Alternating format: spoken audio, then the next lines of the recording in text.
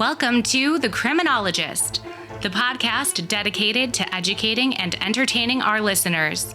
We bring you subject matter experts from around the world and share the latest and greatest evidence-based practices and interventions to help individuals desist from a life of crime and delinquency. Now, please welcome the host of The Criminologist, Joseph Arvidsson. Hello and welcome to episode 198 of the Criminologist Podcast. Happy to have you all with us today. This week, we have the privilege of hosting a truly remarkable figure in the realm of probation and parole, Jochum Wildeman, the current head of the International Office of the Dutch Probation Department. Jochum is a visionary leader whose extensive skill set ranges from strategic planning and organizational leadership to innovative project management and creative expression. His ability to translate societal and political developments into actionable long-term strategies has positioned him as a pivotal figure in shaping the future of probation services in the Netherlands and beyond. His career is marked by successful, large-scale internal community service projects conceived and executed with a keen eye for efficiency. Yet, it's his capacity for building meaningful collaborations across both public and private sectors that truly sets him apart. Jochum's innovative approach to integrating technological advancements into probation services exemplifies his forward-thinking nature, always exploring new territories and seizing opportunities for growth and improvement. Now, today's episode is particularly special as it marks a reunion of sorts.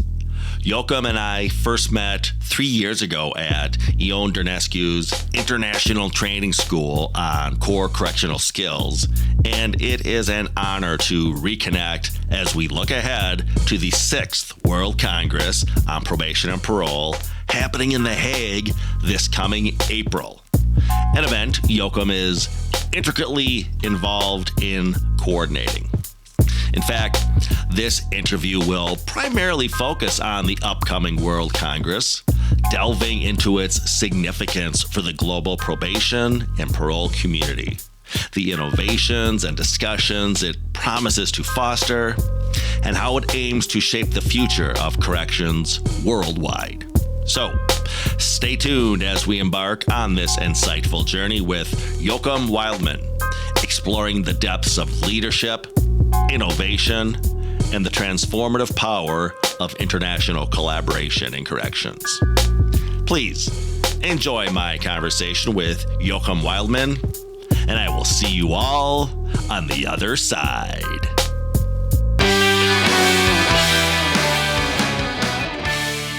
Well, welcome to the show, Jochum. So great to reconnect with you. It's been a few years since I had the honor and pleasure of meeting you when we were both students in Barcelona at the International Training School on Core Correctional Skills. Welcome to the show. Great to see you again. For our listeners, tell them a little bit about what you do over there in the Netherlands, and then we'll roll up our sleeves and talk about the topic du jour, which is, of course, the 6th World Congress, which you will be hosting. So introduce yourself to the audience. Tell us a little bit about what you do over there in the Netherlands. Thank you so much, Joseph. It's an honor to participate in your podcast. I'm delighted to be here and also to promote, the World Congress on Probation and Parole, who are we also going to talk about. My name is Jochum Wildeman. I'm the director of the International Department of the Dutch Probation, and which is quite a unique department also in the world when you see how other probation organizations are organized. And my department has two main tasks. First of all, we support Dutch detainees who are abroad, and we do that with a network of volunteers and also with help of the embassies so with the Ministry of Foreign Affairs, of the Dutch Ministry of Foreign Affairs. So we are taking care also of our detainees abroad, which is very unique. And the second task we have is that we help other governments or other probation organizations with building up more probation, because the Dutch probation is very experienced. We exist for 200 years already, and we help other people, we help other countries with more probation and less prison, as I always say, because in the end, I think that's the way we have to go. We talk about that later. And we're quite successful in that. And that's also a market that's expanding for us. So we work in South America, we work in Ukraine, we work in Indonesia, we're working in Armenia, and still more proposals are coming to help other countries. And I'm very, very proud on that also. So in a nutshell, that's what the international department does, Joseph. Yes. So fascinating and unique. I know when I was speaking with a colleague just yesterday about the World Congress, in fact, and I mentioned that aspect of what you do in your office. And for an American audience, it's just, an aspect of the role of the job that we just don't have to comprehend with our clients. So quite the challenge and great response to that challenge. Let's talk about the World Congress coming up here in The Hague this April. Yeah. And I happen to be the chairman of this Congress, Joseph. So because it's international, then my general director, Johan Bach, said, well, Jochum, you will be the chairman of this Congress because you also have, you have the international relationships and the international networks. But it was quite challenging organizing this because it's something else than what we do on a daily course, of course. But yeah, it's an honor to discuss it.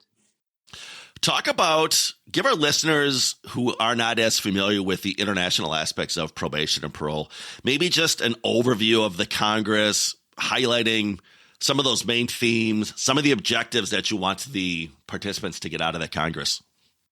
Yeah, this is a good question. One of the tasks we gave ourselves, my general director and me, is to have a very diverse and inclusive Congress, which is quite challenging because the other congresses that were organized before were great,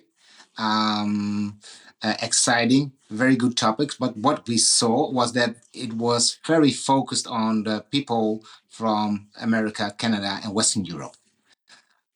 So we thought we want to have the whole world in The Hague because the world needs probation.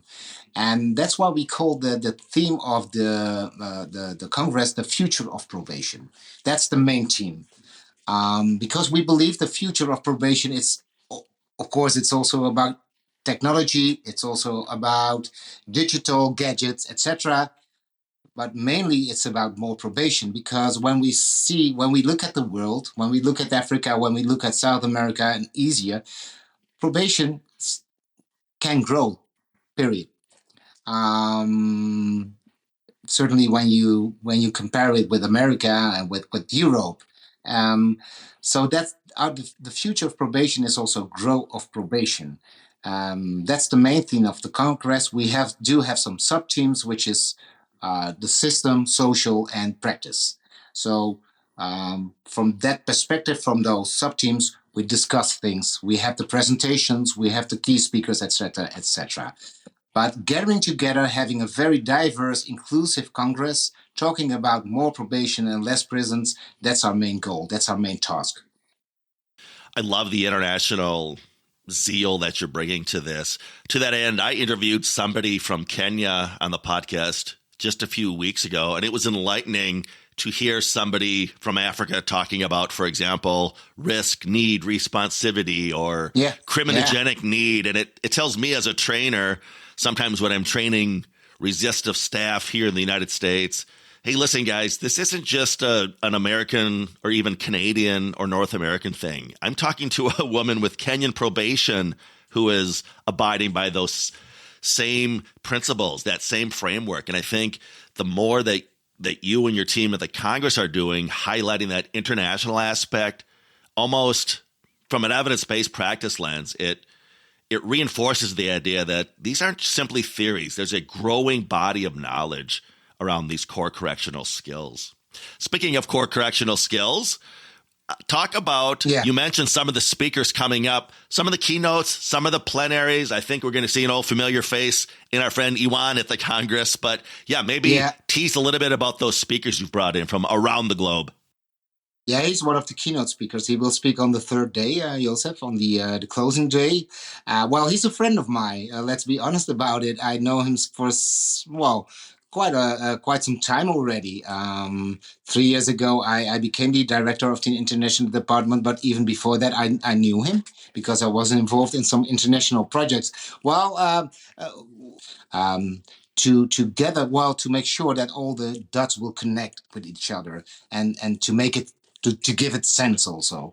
I'm looking forward to his speech. Yeah, to his keynote speech. Yeah. But he is a friend we have in common, I think, Joseph, isn't it? Yes, he's been a good friend of mine ever since, as you noted. We met in Barcelona about 3 years ago, and my life and my passport have not been the same since. Thank you, Professor Dernescu. Maybe talk about, are there other keynote speakers or the plenary, or even just the techniques or the thought behind the Congress fostering collaboration and learning among those international professionals? Yeah, well, we do have three keynote speakers, Joseph. Very generalistic, very also overarching. The first keynote speaker will be Mrs. Tutu. She's the daughter of Desmond Tutu, the famous priest and fighter for human rights from South Africa.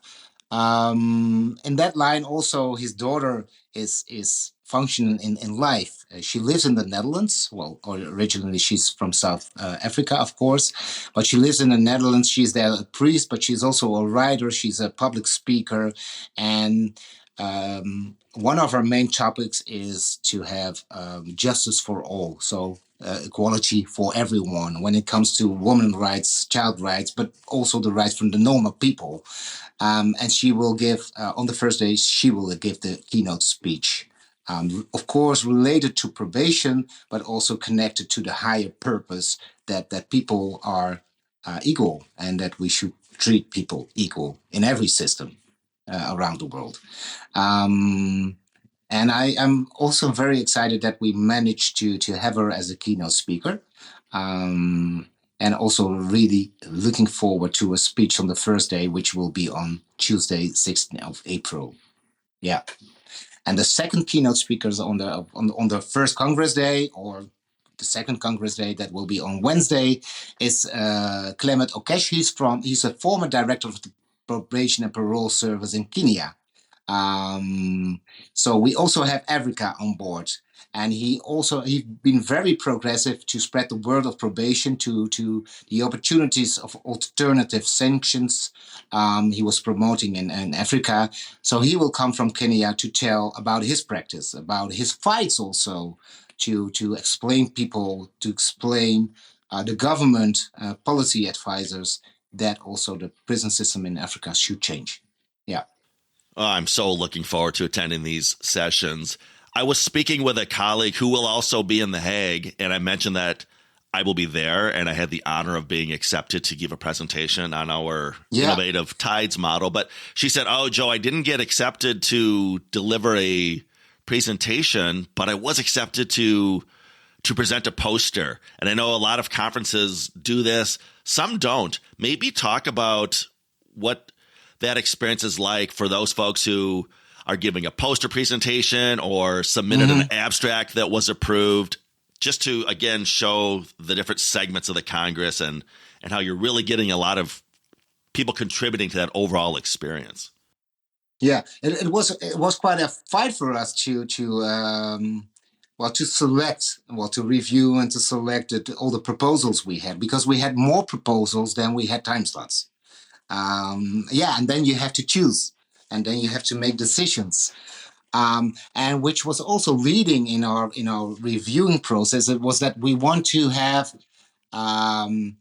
the whole world there. So not only presentation from America or Canada or the Netherlands, which was quite easy for us, but because we want to involve the whole world, we want to have a diverse program. So that we have to make some choices, of course. But we also made it possible to have poster presentations because a lot of topics or presentations were very good, very inspiring.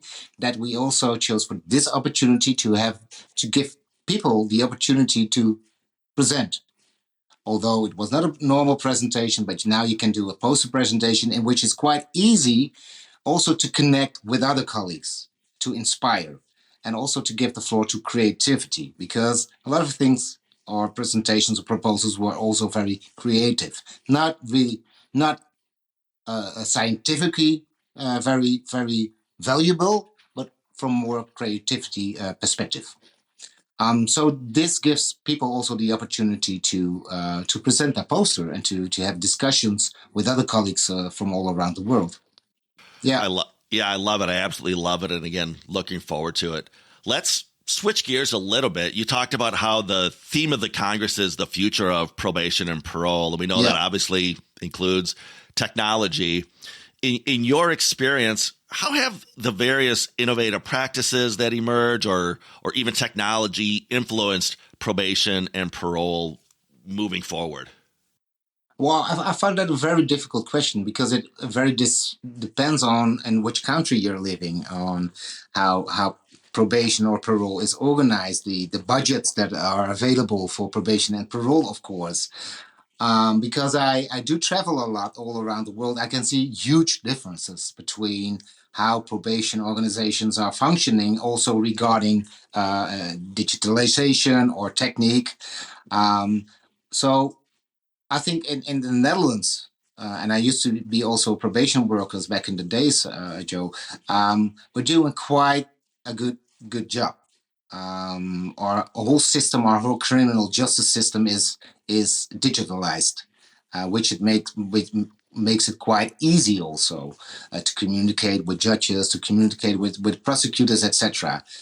Also, what we see here in the Netherlands is that artificial intelligence is coming.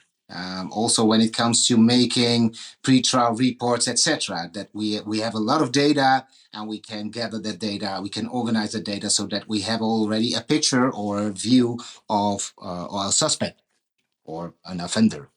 Also, when it comes to electronic monitoring, we have made some steps. There's GPS now, and we are thinking about other wearables where you can track and control people. For example, we also have an ankle bracelet in the Netherlands, which can measure if you have drunk alcohol. So if you're convicted for a crime related to drinking, alcohol, well, this can be a tool, technique, which can prevent you from drinking, or that probation will know if you have a fallback. So those things are coming in the Netherlands. I think when you compare it to commercial companies, we're still old-fashioned. And maybe that's also a blessing. It's finding the balance, and in the end, it's about working with people. It's talking about people. It's about love. It's about caring, and of course, technique can play an important role in that, especially for younger people who are used to communicate in a more digital way. But in the end, I believe it's also about face-to-face, Joe. So it's about finding a balance. But I think when it comes to analyzing data, when it comes to risk models and the data you can use for that, well, technique can be very useful, yes. But when I compare the situation, for example, with, well, in Suriname, we also have a project. Well, that's not the case. They not at that point. It's more about we'll start probation, we start with community service, we start with supervision, etc. And later on, we'll see the technique. Yeah, that's more important when it comes to future of probation right now, I think, Joe. Yeah. You mentioned something in your response when you said it's all about the balance, and I couldn't agree more. I think the key is to resist that urge to just dive headlong into the technology without honoring that balance. We have an expression here in the States whenever the topic of technology and corrections comes up, and that expression is, let's use tech for good. in other words, we feel historically, at least in corrections here in the United States, we've used technology, but it's been to, for example, catch our clients faster or be made aware of a violation quicker. And we're trying to reframe that and embrace that mantra of use technology for good to enhance the supervision experience and to augment the reintegration experience, not just to be a 21st century glorified electronic jailer, basically, and come into it with that philosophy. Yeah, that's true. I couldn't agree more with that, Joe. And that's a fight searching the balance, and that's also. In the end, it's about explaining what the core purpose is of probation, of course, and that's quite difficult sometimes. That's always difficult for probation because prison is quite easy. You put people behind bars and you close the door. That's not what probation is about. That's much broader and much wider. So when it comes to technique, using technique, it's also a discussion about explaining what probation is to other people, to the general public. Yeah.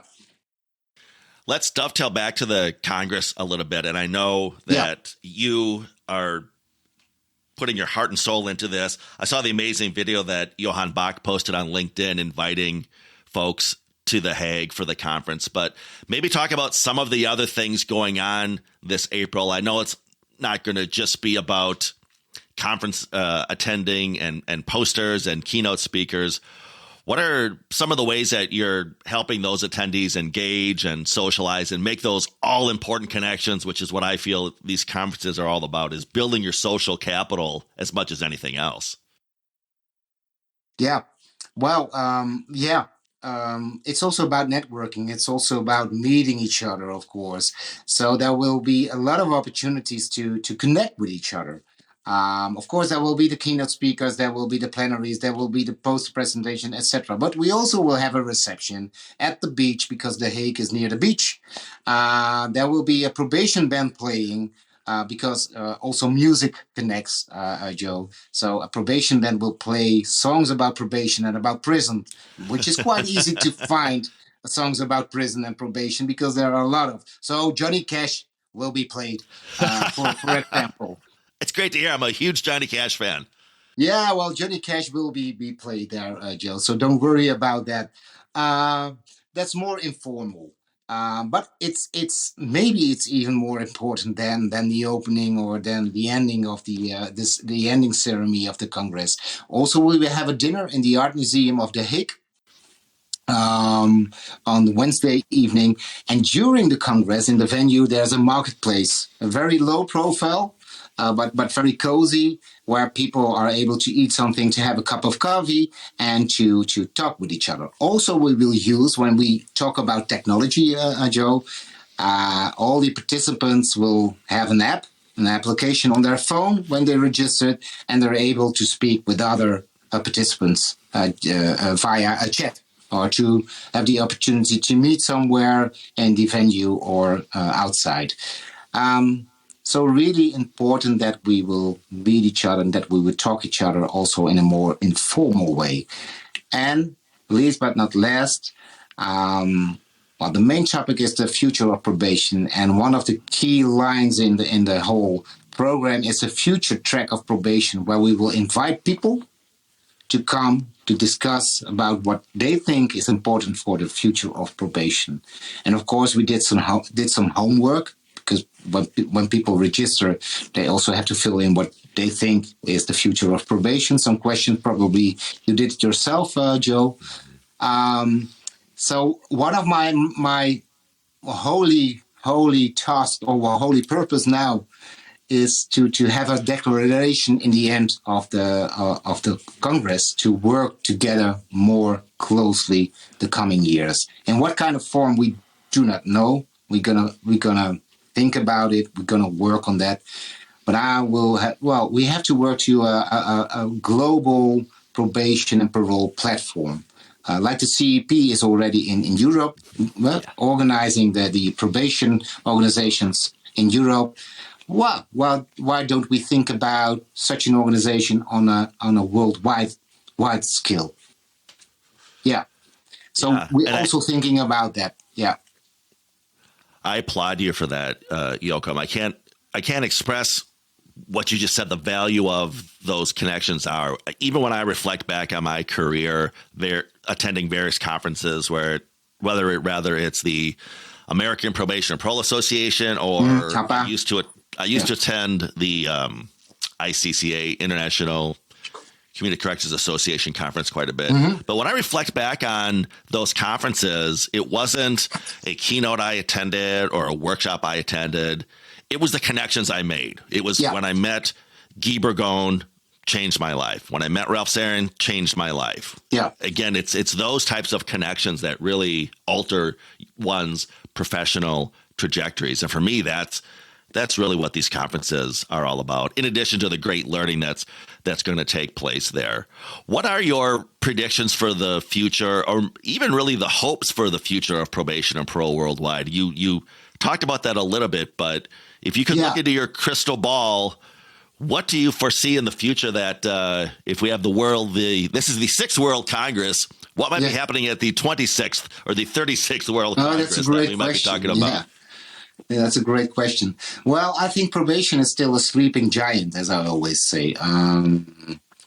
Of course, prison systems are much bigger than probation system, and I think it should be the opposite in the end. And that's my dream, and that's I think what we should work for. Well, it's not a dream. We should work for that because when we want to make the world a better place, more friendly, more safe, more civilized, more welfare, more prosperity, all those terms, I think probation should play a role in that because putting people into prison without a plan, with no thought behind that's devastating. And of course, let me be clear about that, there always should be prisons, of course. And that's also the thing we have to vocalize to the general public, to the politicians, etc. But I think from my experience as a probation worker, the most people are not criminal in their heart or in their head. So they should give them a second chance, even give them a third chance, and it will work out better than sending them to jail. So there is a huge potential for probation still, and also money-wise, Joe. Politicians are talking about money, and money in the end, money is important because you have to pay. For welfare, for prosperity. Probation is also a moneymaker in a system. So, I'm an economist, so that's my background. I think I always explain also when I'm abroad to policy advisors, to ministers, etc. Well, if you're really clever, if you're really smart, probation should be big because you can save money with that. Mm-hmm. Yeah. So that's as I said in the beginning, less prison, more probation, and that probation should be bigger than prison in the end. Yeah. Yeah, I love that idea of, as you noted, sort of turning the conventional wisdom on its head, whereas now that's what I'm doing. Yeah. You could look at any agencies, at least here in the United States, so-called quote-unquote corrections budget, and 80% of it is towards the facilities and the institutions, and maybe 20% of it goes towards community corrections, probation, parole. And we need to flip that around. I can date myself and tell you that as a graduate student back in the 1980s, when I took a corrections course, it was just that. You studied penology, prisons, jails. There maybe was a reference in one chapter to probation. But that was it. You literally could not study probation academically back in the 1980s. Now, we've come a long way since then. I've had the honor of being an adjunct faculty member, and I've created entire probation and parole classes. But we need to keep turning that needle around. And like you said, now even changing, I could continue to date myself. Though early probation classes I constructed were very sort of procedural. It was literally, I'm embarrassed to say, about this is how you file a probation violation report. This is what goes into a PSI. So real nuts and bolts. When I look at my courses now, though, they're essentially criminology courses, which is what I contend probation officers are. They're not. They're not law enforcement agents, or they're not control agents. They're really criminologists. They're behavioralists, if they want to think of it that way. And that's how we need to grow the field, and not sort of as an afterthought of, well, you're part of the criminal justice system, police, corrections. Yeah, you're about enforcement and locking up bad guys. Yeah. True. And probation is so beneficial in the long term, I think also. That's also what we have to explain. Yeah, true. Nice said, Joe. Can I also ask you a question, Joe? Because you will also do a presentation in The Hague together with one of your colleagues, I think. Yes, my lovely colleague, Nicole Kimberly Staley, and I will be presenting on our TIDES model. Yes. Yeah, and I was reading a little bit about the TIDES model, which is quite holistic, it's quite organic. Can you give a little sneak preview of your presentation also, Joe? Yes, I would be delighted to. Because you're the first one which will tell a little bit about the presentation also. Yeah. Well, I can give you the short version, Jochum, of course. So I fell in love with the idea of desistance from crime about 10 years ago, and I went down that rabbit hole. I got the honor of meeting my heroes, Fergus McNeil and Shad Maruna, over in Scotland a few years ago. That just really got me going about desistance, and I was endeavoring to sort of build a better mousetrap when it comes to infusing desistance into the work we do in probation.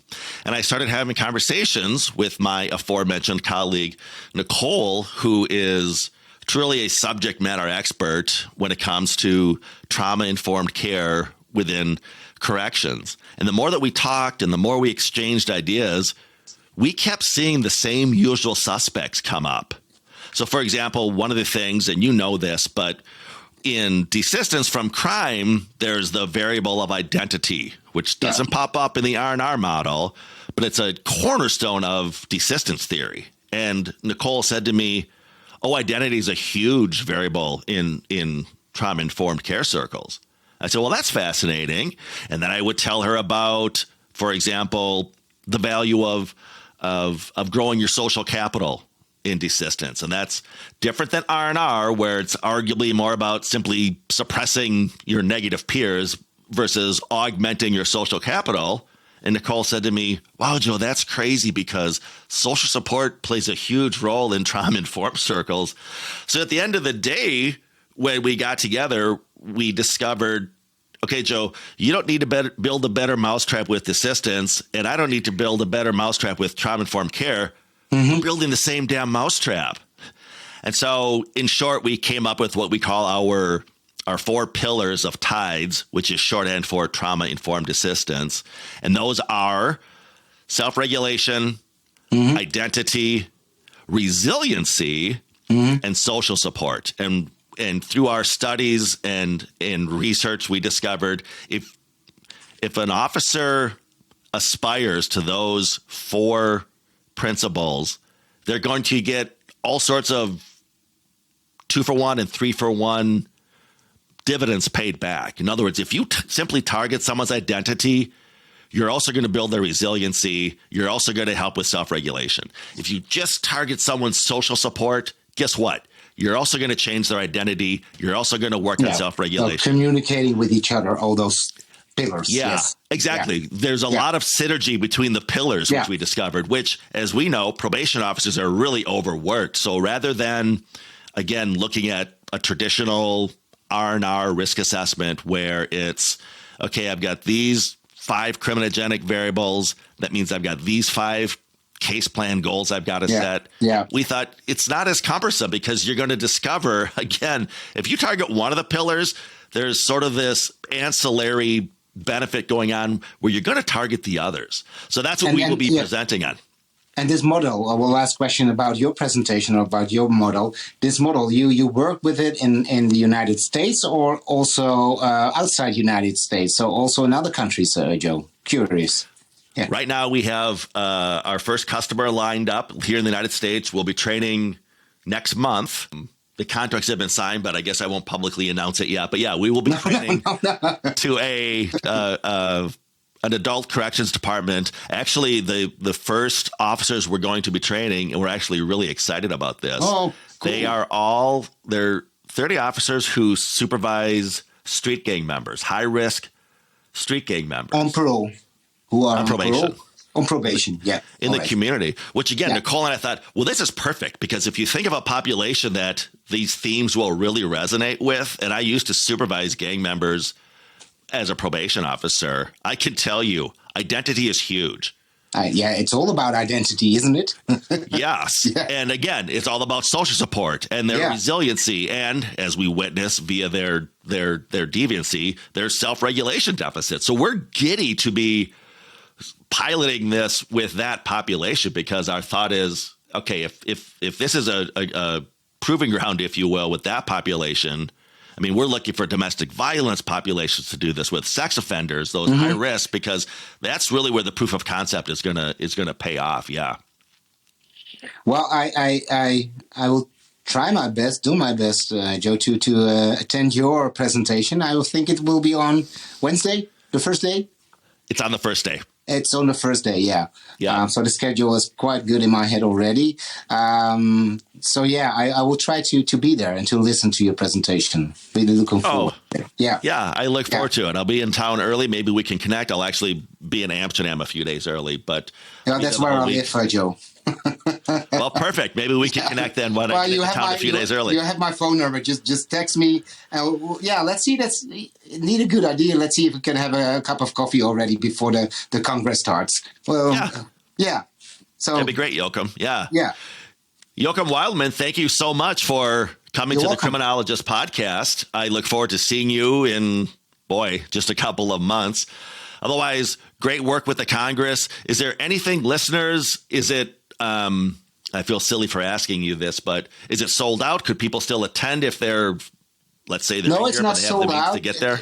It's going very well when it comes to the participants. Till the end of February, till 1 of March, you can register for the Congress. We still have places. We also have the opportunity for the reimbursement, which we're also very proud on, Joe. So, of course, this Congress will cost money. You have to pay a fee. But for people from governments or countries with less budget, we have the possibility to pay the fee for you, which is 650 euros, which is a nice gesture, isn't it? And we did that because we wanted to have this Congress for everyone. So that's this arrangement is going very well right now, but people can also still apply for that. So we do have still some places. So I invite the whole world to come to The Hague in April 2024, and you can see it on the internet, everything. You can read it, all the information, and the website is www.worldprobation2024.nl. Yes. I will leave all the relevant links to the Congress and registration within the show notes of this podcast, so folks can access that as well. Jochum, great seeing you again, and I'll see you soon. I'm going to take you up on that coffee in Amsterdam. Otherwise, I'll see you at the Congress, my friend. Thank you so much, Joe, and see you in April in Amsterdam and then in The Hague. Okay, friend. We'll see you then. Thank you so much. Bye-bye. Bye-bye. As we close another enriching episode of the Criminologist Podcast, I want to extend a heartfelt thank you to Jochum Wildeman for joining us today and sharing his invaluable insights into the future of probation and our collective vision for a new approach to supervision. Jochum, your leadership, creativity, and forward-thinking approach to probation services are truly inspiring. It has been a privilege to have you on the show, and I eagerly look forward to reconnecting with you in the Netherlands this April for the 6th World Congress on Probation and Parole. To our listeners, today's discussion with Jochum has shed light on the innovative directions probation and parole services are heading towards. The upcoming World Congress promises to be a pivotal event, bringing together thought leaders, practitioners, and policymakers from around the globe to share their knowledge, strategies, and visions for the future of our field. If you're inspired by what you've heard today and interested in being part of these critical conversations, it's not too late to register for the Congress. We have included the website link with registration details, and from that web link, you may also access a list of speakers. All of that is in the show notes for today's episode. This is an opportunity not just to witness, but to contribute to the shaping of probation and parole services for the better. As we look ahead, let's carry forward the spirit of innovation and collaboration that Jochum exemplifies.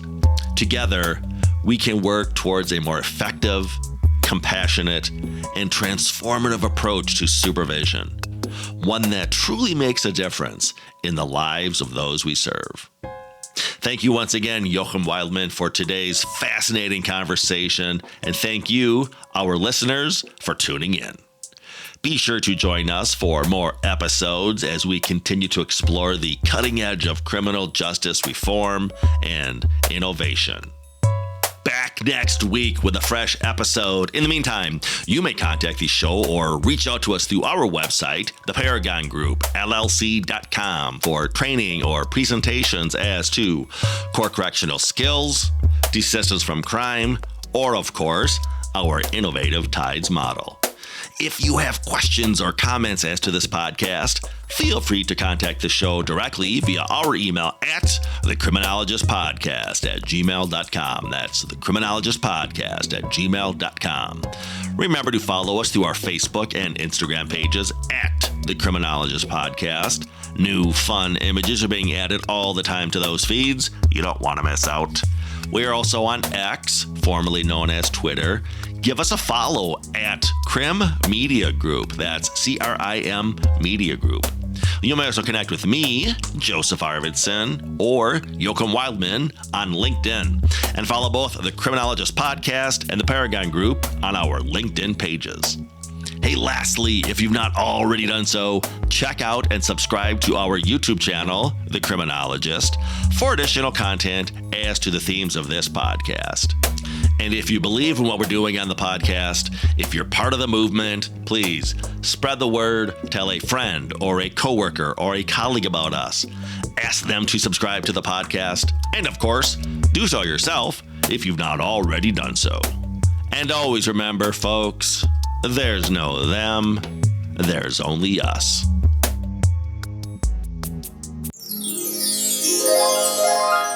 He's almost a legend, I think.